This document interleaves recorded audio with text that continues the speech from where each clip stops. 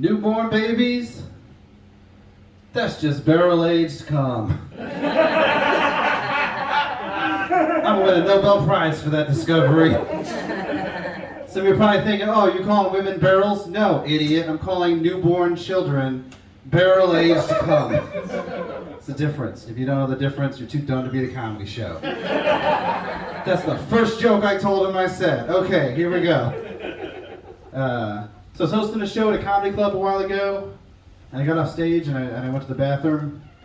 And a couple minutes later, an audience member came in, and they tried to open the stall door, and then they said, oops, didn't realize anyone was in there, but by the way, good set tonight. It's like, did they look at me through the crack and then tell me they did it? I was like, thanks, I guess. They go, yeah, there were some winners and some losers. I'm like, what the fuck? Not only are they peeping Tom guy, they're also a backhanded compliment guy. So later we're both washing our hands. They turned to me and they were like, so you comics, do you guys like to do hard drugs? It's like, what is happening? They went, oh, it's just that back in my day, comics like Sam Kinison were all doing heroin and killing themselves. Why don't you guys do that anymore?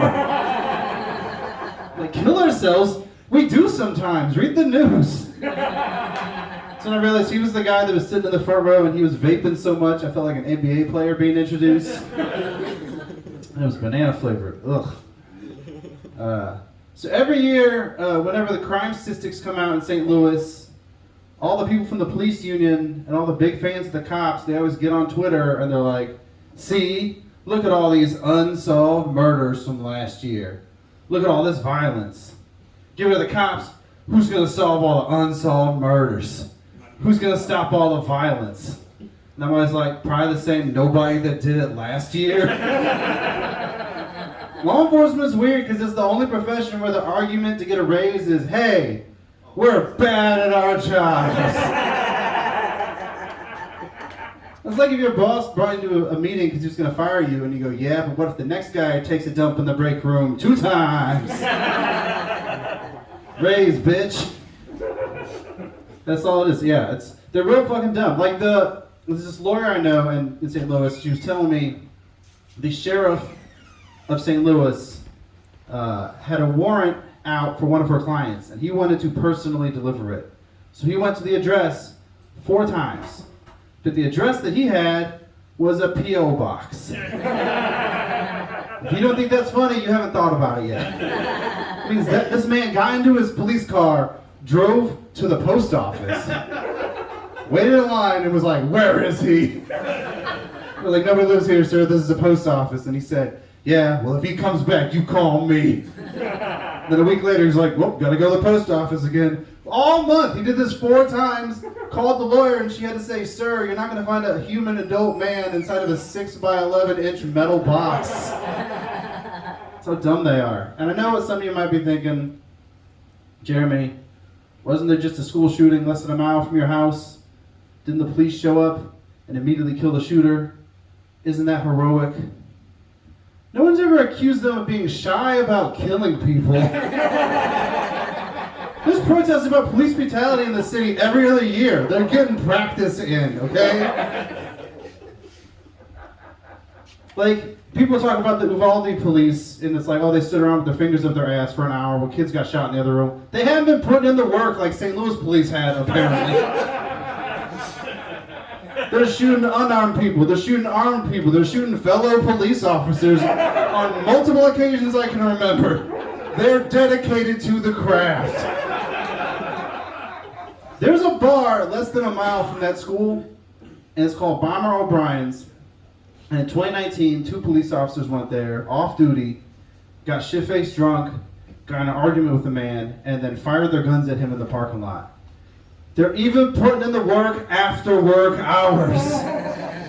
There's another cop who was notorious for bringing his own personal AK-47 to work. He got in trouble for that. He's using it to arrest people. And it's like, who do you think you are, a teacher? You're not by your own supplies. Society values you. I told that joke earlier in my set, see if there's any narcs or bootlickers in the audience. You guys pass. You guys ever heard of Batman before? Obviously, you're in a comic book. Normally, I'm like, you probably never heard of this. It's some nerd shit. It's from a comic book.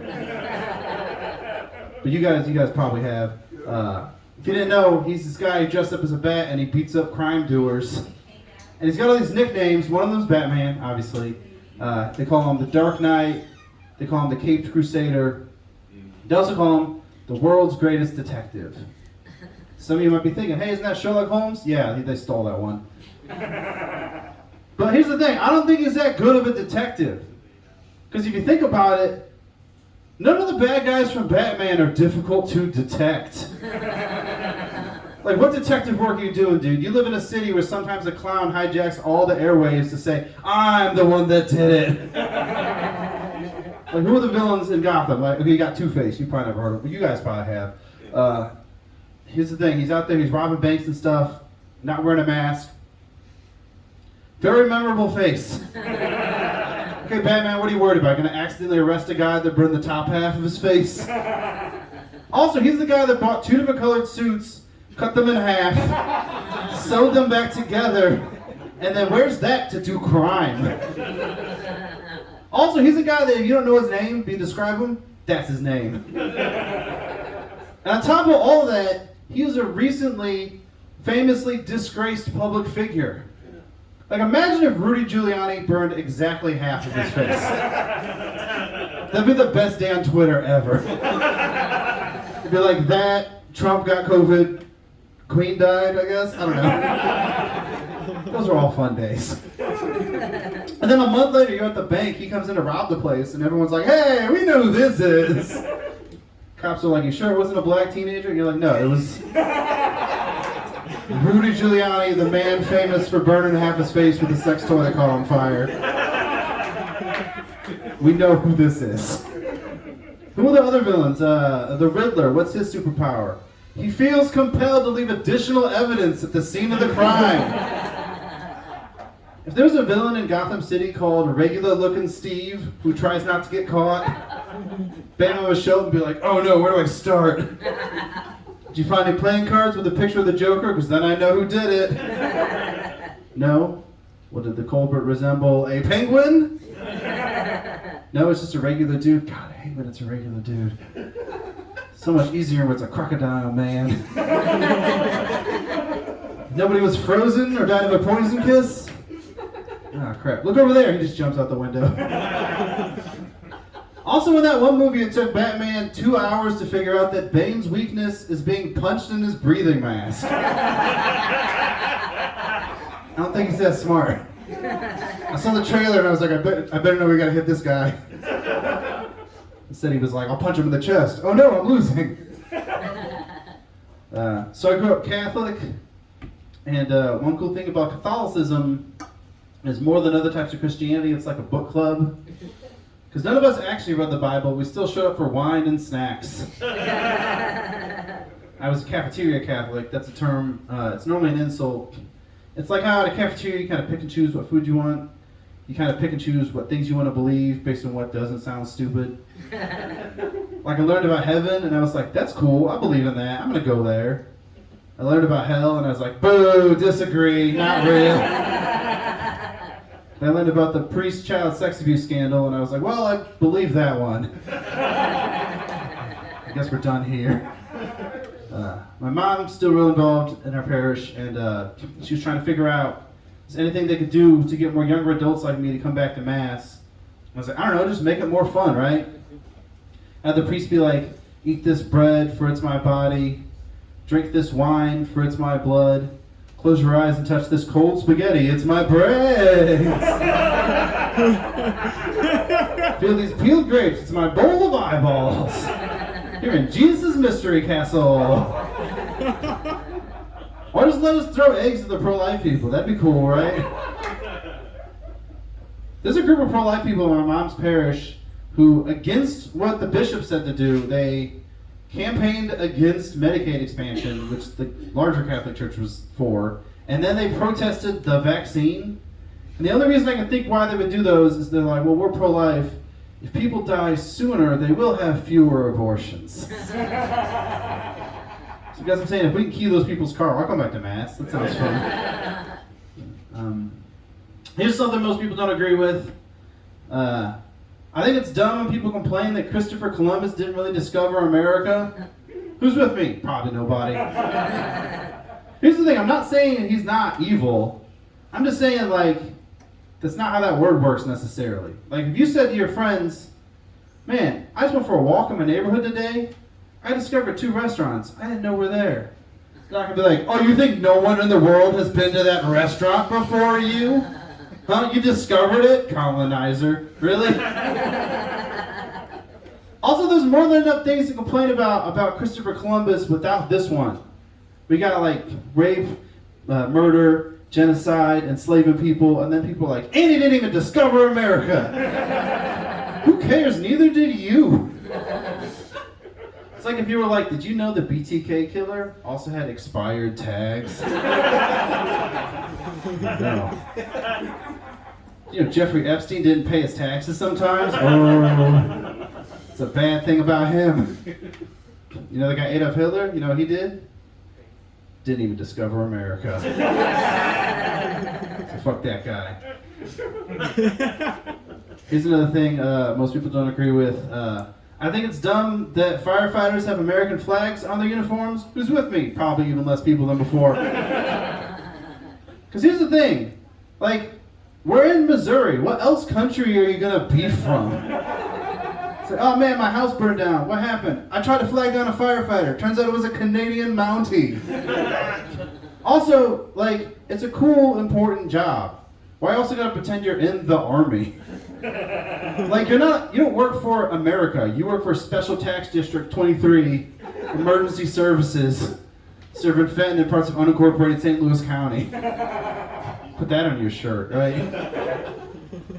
And some people, I know what some people are probably thinking, because people have yelled this out before, what about 9/11? Okay, I get it. 9/11 happened, it was very sad, some firefighters died. But way more finance guys died on 9/11 than the firefighters. Did you ever think about that? They were the target of the attack. We never talk about it. Is it because they're evil? Like, I've never heard about a finance guy ironing a patch into his Brooks Brothers jacket, like, get it for my bro, he was doing spreadsheets that day. Never heard that before. I told that joke at a show that I did in Waterloo, Illinois, which is named for the place where Napoleon was defeated by the armies of Europe, but was where I was defeated by a 95% elderly Republican audience who hated that joke in particular. Yeah, lady literally yelled out, next! I was like, what, do you have a flag patch factory in town? And then they all applauded. And I don't think they have a patch factory. I think it's just because I said flag in a positive tone of voice. Sometimes with Republicans, that's all it takes. So yeah, it was a fun show though. They really hated that joke, but yeah. I don't do transitions. We're just going to do another joke. This was kind of gross. Love ghosts. You like gross? Super love it. I thought you said I love ghosts, and I was like, we're going to be disappointed because this is about toilets. So we all agree there's 2 types of toilets, right? There's 2 shapes of toilets. There's the ovals, which are normal, and you can live your life with dignity while you sit on it as a man. And then there's the circle toilets, which are smaller, and with those, let's say with me, all men in the room, your dick touches the underside of the seat every time you sit down. My favorite thing about this joke is when there's a couple sitting together and they lean in and then he nods and then she looks horrified. This is just a warning. So ladies, if you go home with a man and there's a circle toilet in his apartment, please don't put that dick in your mouth. I'd say you don't know where it's been. You know where it's probably been, right? Like, you go to a restaurant and there's like, it's like, we have excellent steak, but then there's an asterisk. It's like, FDA says steak might have touched a toilet. Go to a different restaurant. I just hope it took a shower since then. This joke is just a PSA. That stands for Penis Sanitation Advisory. I told this joke one time, and a group of women came up to me after the show to show me that they all texted their boyfriends and fiancés who had all responded, unfortunately, yes. And they were like, well, there are other toilets where like you can't not touch it with your hand when you're wiping, and that's kind of gross. I was like, it's worse for me. Because if you walk into a bathroom, it's not weird to see someone washing their hands in the sink. But if you go in and I'm straddling the sink, lapping up with hand soap, shaking it to get the fucking sensor to go. I think I shoved my balls into a Dyson airblade. Pretty sure that's frowned upon. So back when I was in high school, one of my friends got a job at a movie theater back in like 2005, and he was telling me about things he learned about people that go to movies. He was like, oh yeah, I learned a new stereotype. And I was like, uh-oh. Is this about to be a former friend? I don't know. And he goes, yeah, the only people back in 2005 that get nachos at the movie theater, always black. That made me real uncomfortable. But then every white person that mentioned that too said, wait, they have nachos at the movie theater? So it's true, but it's not black people's fault. They're just the ones that read the menu. Everybody likes nachos. This joke is technically critical race theory. Can't tell it at school or I'll be arrested.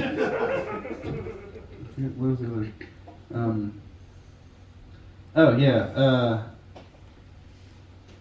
So I was trying to go through old jokes. Actually, I'm gonna tell this joke first. There's a group of people on the internet that I think are hilarious, and they're men's rights activists, and they call themselves meninists. And my favorite thing about men's rights activists calling themselves meninists is that means that they think the opposite of feminine is meninin. It's a whole movement that's never heard the word masculine before.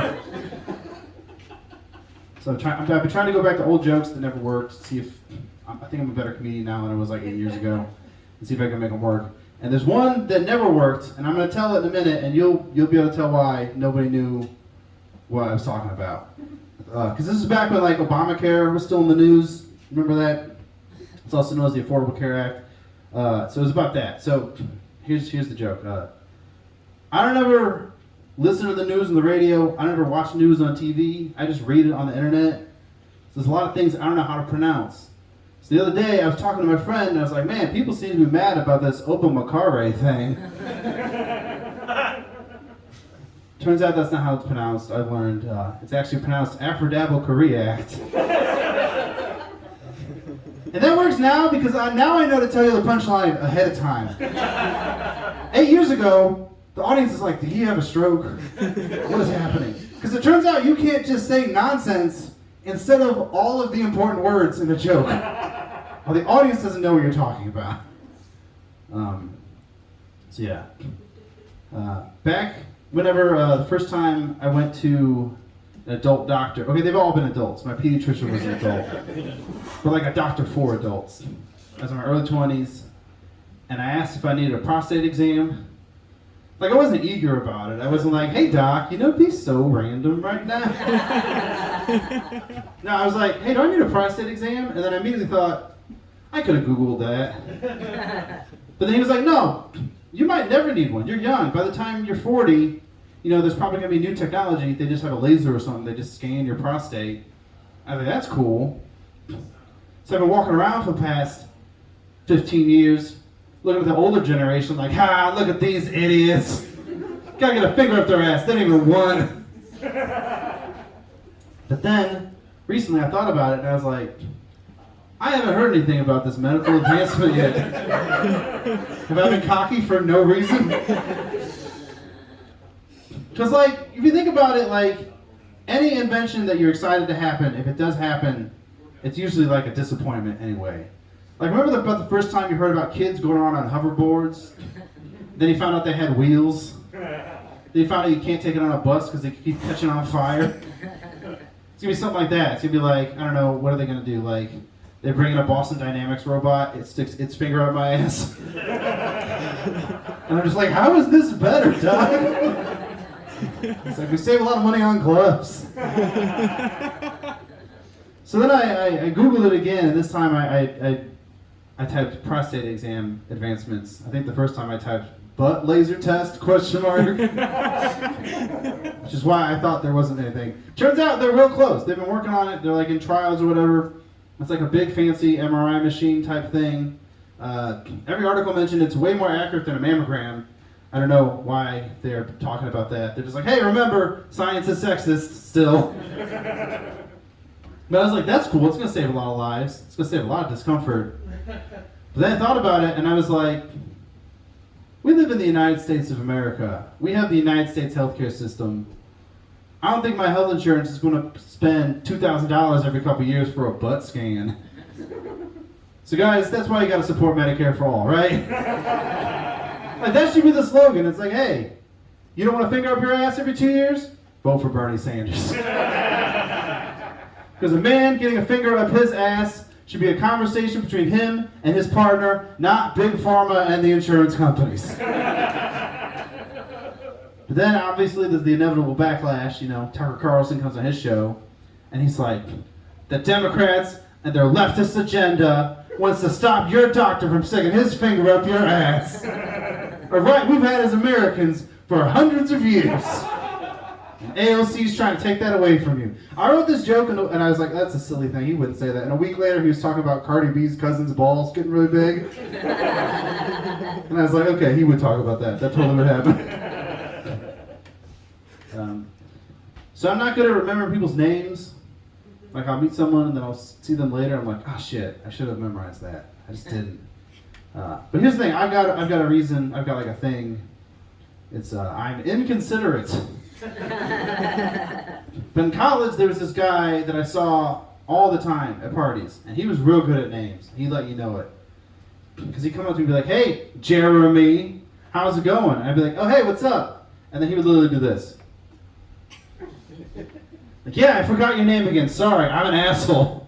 It's like, I was just going to keep my shame privately. Like, I feel like you're the inconsiderate one at this point.